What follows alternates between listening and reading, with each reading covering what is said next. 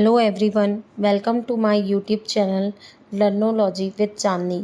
आज हम एक नए टॉपिक खुले और बंद अवधारणात्मक प्रश्नों से आप क्या समझते हैं के विषय में देखेंगे। सबसे पहले हम इसकी रूपरेखा देखते हैं। इसकी रूपरेखा कुछ इस प्रकार बनेगी।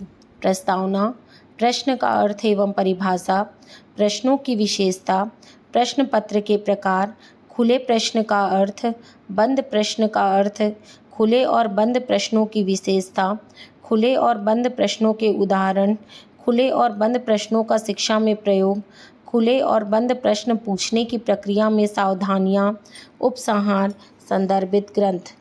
सबसे पहले हम देखते हैं प्रस्तावना। प्रभावी शिक्षण कार्य के लिए महत्वपूर्ण प्रश्न पूछना अत्यंत आवश्यक है।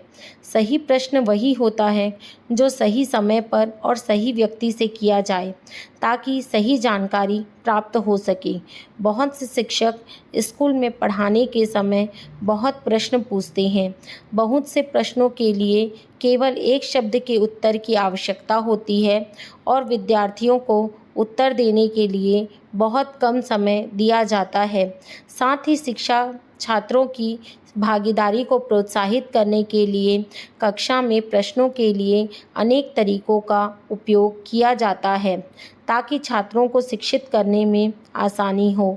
इसलिए दो अन्य प्रकार के प्रश्न उपयोग किए जाते हैं, जिनमें से एक प्रश्न है खुले प्रश्न और एक है बंद प्रश्न, अर्थात ऐसे प्रश्न जिनमें उत्तर हाँ या ना, नहीं या विस्तृत रूप से दिया जाता है ताकि छात्रों की अभिव्यक्ति क्षमता और सृजनात्मकता का विकास हो सके। प्रश्न। अब हम देखते हैं प्रश्न क्या होते हैं। प्रश्न का अर्थ होता है सवाल, अर्थात वह बात जो कुछ जानने के लिए पूछी गई हो तथा जिसका कोई उत्तर हो, उसे हम क्या कहते हैं? प्रश्न कहते हैं। प्रश्न की एक और परिभाषा हम देखते हैं विकिपीडिया के अनुसार। किसी के प्रति ऐसे वाक्य या कथन जिससे कोई बात जानने की इच्छा सूचित हो, पूछताछ, जिज्ञासा या सवाल को हम प्रश्न कहते हैं। अब हम देखते हैं प्रश्नों की विशेषता। प्रश्नों की कैसी प्रश्न होनी चाहिए, लेकिन प्रश्न कैसे होनी चाहिए? प्रश्न कैसे होने चाहिए? प्रश्न होने चाहिए हमारे वैध होने चाहिए, विश्वसनीय होने चाहिए, उनमें वस्तुनिष्ठता होनी चाहिए और व्यावहारिकता होनी चाहिए। अब हम देखते हैं वैधता क्या होती है। प्रश्न पत्र के प्रश्न जिस उद्देश्य पर आधारित हो उस उद्देश्य का सही अंकन हो।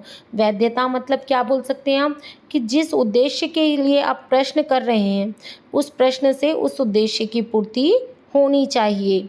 नेक्स्ट है हमारी विश्वसनीयता। प्रश्न पत्र क्या होना चाहिए? विश्वसनीय होना चाहिए, अर्थात किसी भी परीक्षक के जांच करने पर उसे समान अंक ही प्राप्त हों। वस्तुनिष्ठता। प्रश्नों के मूल्यांकन में परीक्षक की मनोदशा का प्रभाव नहीं पड़ना चाहिए। व्यावहारिकता।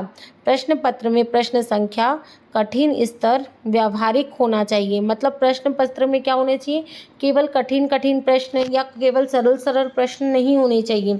उनमें क्या होना चाहिए? कुछ मात्रा में कठिन प्रश्न, कुछ मात्रा में सरल प्रश्न होना चाहिए ताकि सभी प्रकार के विद्यार्थी उस प्रश्न को हल कर सकें। अब हम देखते हैं प्रश्नों के प्रकार। प्रश्नों के दो प्रकार होते हैं, खुले प्रश्न और बंद प्रश्न। खुले प्रश्न क्या होते हैं? ऐसे प्रश्न जिनका उत्तर देने के लिए एक से अधिक शब्दों की आवश्यकता होती है, उन्हें खुले प्रश्न कहते हैं। खुले प्रश्न आमतौर पर कैसे, क्यों और क्या शब्दों से शुरू होते हैं। ठीक है, नेक्स्ट हम देखते हैं खुले प्रश्नों की विशेषताएं। प्रश्नों का स्वरूप, उत्तरों का प्रकार, लंबी प्रतिक्रिया का स्वरूप, समय अत्यधिक लगना, नए विचारों की खोज, प्रभावशाली। आप ध्यान देंगे मैंने हर चीज़ को डायग्राम के थ्रू समझाने की कोशिश की है। आप भी एग्ज़ाम में जब भी लिखते हैं तो आप कोशिश कीजिए कि आप हर चीज़ को डायग्राम से एक्सप्लेन करें। हम पहला देखते हैं पॉइंट, प्रश्नों का स्वरूप। इसमें प्रश्न मुख्यतः क्यों, क्या और कैसे शब्दों से प्रारंभ होते हैं जिससे बालक की अभिव्यक्ति क्षमता विकसित होती है। नेक्स्ट है उत्तरों के प्रकार। खुले प्रश्नों के उत्तर मुख्यतः वर्णनात्मक और व्याख्यात्मक होते हैं, मतलब इनकी व्याख्या करके या वर्णन करके उत्तर दिया जाता है। नेक्स्ट है हमारा नेक्स्ट हमारा लंबी प्रतिक्रिया का स्वरूप। खुले प्रश्न प्रायः लंबी प्रतिक्रिया का स्वरूप होते हैं, मतलब खुले प्रश्नों में क्या होता है, अधिक समय लगता है, जिसमें एक प्रश्न से कई प्रश्न उत्पन्न किए जा सकते हैं। समय अत्यधिक लगना। खुले प्रश्नों में समय अत्यधिक लगता है, जिसमें बालक अपने विचार प्रकट करते हैं, इसलिए समय अधिक लगता है। अब नेक्स्ट हम देखते हैं बंद प्रश्न। बंद प्रश्न एक ऐसे प्रकार का प्रश्न जिसका उत्तर किसी एक शब्द या संक्षिप्त वाक्यांश में दिया जाता है, बंद प्रश्न कहलाते हैं। बंद प्रश्नों के उत्तर प्रायः हाँ या नहीं शब्दों से दिए जाते हैं। अब हम देखते हैं बंद प्रश्नों की विशेषता। उत्तर छोटे व तथ्यपूर्ण प्रश्न। बहुविकल्पीय प्रश्नों के रूप में नियंत्रित वार्तालाप, छोटे वाक्यांश व एकाक्षरीय रूप में निश्चित समय सीमा, प्रश्नों की छोटी श्रृंखला। उत्तर छोटे व तथ्यपूर्ण प्रश्न। बंद प्रश्नों में प्रश्न तथ्यपूर्ण होते हैं और उत्तर भी छोटे होते हैं, जिनका उत्तर केवल हाँ या नहीं में दिया जाता है। बहुविकल्पीय प्रश्नों के रूप में बंद प्रश्नों का एक अन्य स्वरूप बहुविकल्पीय प्रश्न भी है, जिनमें कई उत्तर हो सकते हैं। अब नेक्स्ट देखते हैं हम नियंत्रित वार्तालाप। बंद प्रश्नों के उत्तर सटीक होते हैं, अर्थात उत्तर निश्चित शब्दों में दिए जाते हैं। नेक्स्ट है हमारा निश्चित समय सीमा। बंद प्रश्नों के उत्तर की एक निश्चित समय सीमा होती है, अर्थात इनकी शब्द सीमित होते हैं। अब हम देखते हैं खुले प्रश्न और बंद प्रश्नों के उदाहरण। खुले प्रश्न का उदाहरण, जैसे एक बालक मिट्टी का घर बनाकर खेल रहा है, तो सामान्य रूप से शिक्षक उससे पूछ सकता है कि आप क्या कर रहे हो, घर क्या होता है, घर में कितने कमरे हैं, घर क्यों आवश्यक है। ये सभी प्रश्न आपके खुले प्रश्न के अंतर्गत आते हैं। ठीक है। अब जैसे अगर मान लीजिए आप गणित विषय पढ़ रहे हैं, आप गणित विषय में उससे कैसे प्रश्न पूछ सकते हैं, जैसे कोई आकृति दिखाकर आप क्या बना रहे हैं, जैसे वो वर्ग है तो आप पूछ सकते हैं वर्ग क्या होता है, वर्ग में कितनी भुजा है और कौन सी आकृति वर्ग होती है। इस प्रकार के प्रश्न बालक से पूछे जाते हैं। जब बालक इनका उत्तर देता है तो उसकी सृजनात्मकता और अभिव्यक्ति की क्षमता का विकास होता है। अब हम देखते हैं बंद प्रश्न के सटीक उदाहरण। शिक्षक छात्र से प्रश्न करते हैं, शिक्षा को मौलिक अधिकार बनाने की सरकार की पहल के विषय में आपकी क्या प्रतिक्रिया है। कड़ाई से अनुमोदन, अनुमोदन, उभयवादी प्रतिक्रिया, अस्वीकृति, कड़ाई से अस्वीकृति, पता नहीं। यह बंद प्रश्न का एक बेहतरीन उदाहरण है, क्योंकि इसमें वैकल्पिक उत्तरों में सहमति अथवा असहमति के सभी प्रकार के संभावित उत्तरों को शामिल किया गया है। अब हम देखते हैं खुले और बंद प्रश्नों का शिक्षा के क्षेत्र में उपयोग। सृजनात्मकता का विकास, अभिव्यक्ति की क्षमता का विकास, अर्जित ज्ञान का मूल्यांकन, समस्या का समाधान, सोचने व विचारने की शक्ति का विकास, तर्क शक्ति का विकास, प्रतिपुष्टि का माध्यम, भावनाओं की अभिव्यक्ति। पहला पॉइंट हम देखते हैं सृजनात्मकता का विकास। प्रश्न पूछने से छात्रों की सृजनात्मकता की क्षमता का विकास होता है, अर्थात बालक स्वयं से प्रश्नों का उत्तर देने का प्रयास करते हैं।